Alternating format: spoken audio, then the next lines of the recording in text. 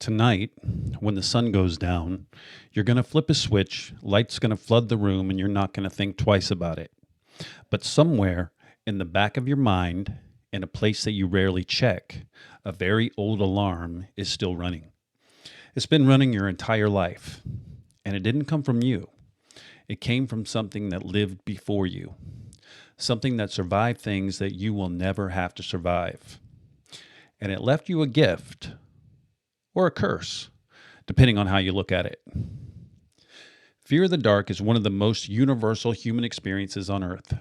Surveys consistently show that 40 and 64% of adults admit to feeling uncomfortable in complete darkness. Not children, adults. People who know rationally that nothing's waiting in the corner. People who know the light is 2 steps away, and yet the feeling comes anyway. The question is not whether you feel it. The question is, why? The common answer is childhood. Bad dream, scary movie, parent who turned off the lights too fast. And yes, those things shape you, but the real answer is far stranger, far older, and more interesting than anything that happened in your bedroom at age 7. Your fear of the dark is not a trauma response. It's a survival system. And it is somewhere between 300,000 and 2 million years old. Go back far enough in your family tree and you'll find a creature that looks almost nothing like you. Smaller, slower, no weapons worth mentioning, no claws, no venom, no armor, just a primate with a large brain and a lot of soft tissue. In terms of raw physical capability, your ancient ancestors were not impressive. What kept them alive was not strength, it was attention. And one of the most dangerous things that could happen to an early human was losing the ability to see. Darkness is not emptiness. Darkness is information removal. The moment the sun went down, your ancestors went effectively blind, and the predators that hunted them didn't. Leopards are nocturnal hunters. Lions are far more active at night than in the daylight. Hyenas operate almost entirely after dark. Saber-toothed cats had large eyes adopted for low light. And for a creature with an average human night vision, which is genuinely poor, every night was a negotiation between exhaustion and the very real possibility of being one of these things' dinner. There wasn't any street lights. There was no locked door. There was only fire. And if you were lucky, the sound of everything moving around you in the dark. Anthropologist and evolutionary biologist Dan Blumstein has spent decades studying how fear responses evolved in prey species. His research consistently points to something called the landscape of fear.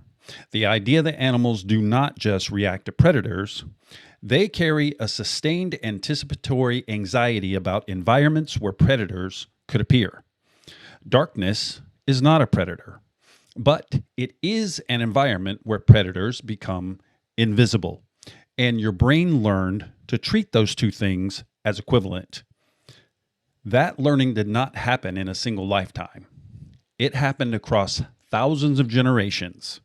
Each ancestor who felt the pull of unease when the fire went low, who stayed closer to the group, who woke at the smallest sound, they were slightly more likely to survive the night, slightly more likely to be alive in the morning, slightly more likely to pass something forward, not as a lesson, as biology. This is what researchers called an evolved predator detection system. It's not a phobia, it's a feature. Neuroscientist Joseph LeDoux, who spent the better part of 3 decades mapping the brain's fear circuitry, identified something that reshapes how you understand every fear that you've ever felt. The amygdala, a small almond-shaped cluster deep in your brain, doesn't wait for your conscious mind to finish thinking. It fires first. It evaluates a stimulus as a potential threat before the prefrontal cortex, the rational part of your brain, has even been notified that something's happening. This is why you jump before you know what you're jumping at. It is why your heart rate climbs in a dark hallway, even when every rational thought you have is telling you that nothing's wrong. Your amygdala is operating on a faster timeline than your logic. It bypasses reasoning entirely, and it was built for an environment where that speed was the difference between life and death. Here's where it gets even stranger. Research by psychologist Arne Ohman at an institute in Sweden revealed something that should make you pause. Humans are not equally afraid of everything. We have what Ohman called prepared fears, categories of threat that the brain learns to associate with danger faster and that are far more resistant to being unlearned. Snakes, spiders, heights, angry faces, and darkness. In his experiments, subjects who were conditioned to fear certain stimuli lost the fear response quickly when the stimuli was something neutral, a geometric shape, a flower. But when the stimulus matched an evolutionary threat, the conditioning persisted far longer, sometimes across hundreds of trials. The brain held on to it. It clung to it because for most of human history, letting go of that fear too early was a fatal miscalculation. You're not afraid of the dark because something bad happened in the dark. You're afraid of the dark because your brain is still running on software from a creature for whom the dark was genuinely dangerous. Every generation between you and that creature who crouched beside a fire 2 million years ago reinforced this setting, and not a single one of them had any reason to remove it. But it goes even deeper than predators. Sleep researcher Matthew Walker, in his research on neuroscience of sleep and circadian behavior, points to something rarely discussed in conversations about fear. The hours of darkness are also the hours of social vulnerability. When a group of early humans slept, they were unconscious, uncoordinated, and separated from their collective waking response. The danger was not only predators outside the camp, it was the loss of group protection itself. Humans are not solo survival machines. You are the descendant of a deeply social species whose survival depended entirely on coordination. An individual separated from the group at night was not just exposed to the animals, they were cut off from the most powerful resource they had: other people. The dread that comes from being alone in the dark may carry that memory too. Not just fear of what's out there, fear of having lost the group, fear of the silence where the voices used to be. This explains something you may have already noticed about yourself. The dark's very tolerable when someone else is in the room, even if that person is asleep. A lit phone in the dark reduces anxiety, not because light removes any actual danger, but because light is associated with waking hours, with activity, with the presence of others. You're not afraid of the absence of photons. You're afraid of what the darkness signals: isolation, exposure, the removal of information in an environment where information was survival. There is another layer to all this, one that cuts even closer. Your brain does not just fear predators in the dark, it fears what it can't predict.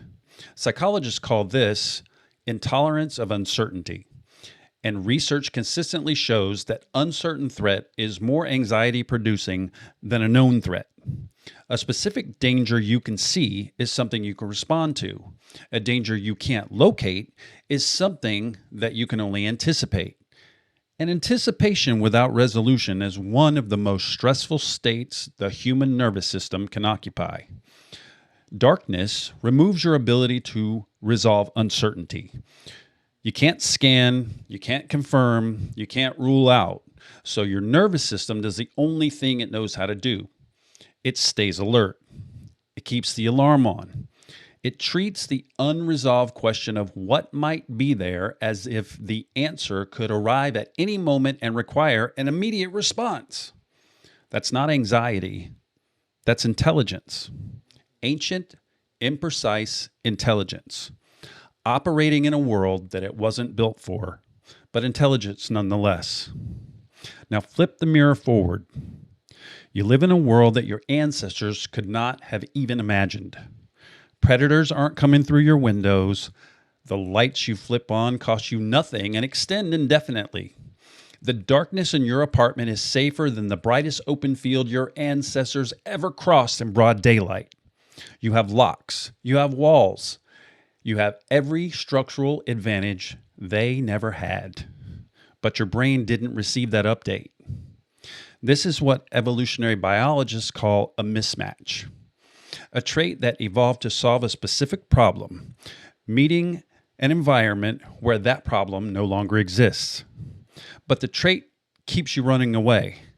Your stomach craves sugar and fat because calories were scarce. Your eyes track fast-moving objects because fast movement was often a predator.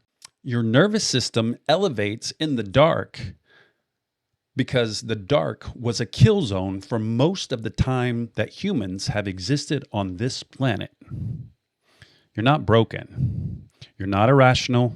You're not even immature for feeling it. You're just ancient. And here's what that means on a most personal level. The next time you walk through a dark room and feel that familiar lift in your chest, that subtle tightening, that pull to move faster, to check behind you, to reach for the light and know exactly what's happening, a system older than language is doing its job. It's scanning. It's preparing. It's running a program that kept every single one of your ancestors alive long enough to find shelter and to find each other, and eventually to produce you. You're not afraid of the dark because you're weak. You're afraid of the dark because the ones that were not afraid often didn't make it to the morning. Your fear is the inheritance of the survivors. It's proof that the line held. Thousands of nights, thousands of fires, thousands of mornings were not guaranteed. But here you are, still carrying the signal forward. The fear's not a flaw. It's the receipt. Evidence that something worked for a very, very long time. And tonight, when you flip that switch and that light comes flooding back into the room somewhere beneath your calm and your certainty and your perfect logical knowledge that nothing is there, the ancient part of you will exhale. It will not understand electricity. It will not understand walls or locks or the 21st century, but it will feel the dark leave. And for just a moment, the system will stand down. Same as it always has, same as it always will. Tonight, when the sun goes down and you flip that switch, you're not just turning on a light. You're doing something your ancestors did 10,000 times before you ever even existed. You're pushing back the dark. And some part of you, the oldest part, has always known exactly why that matters.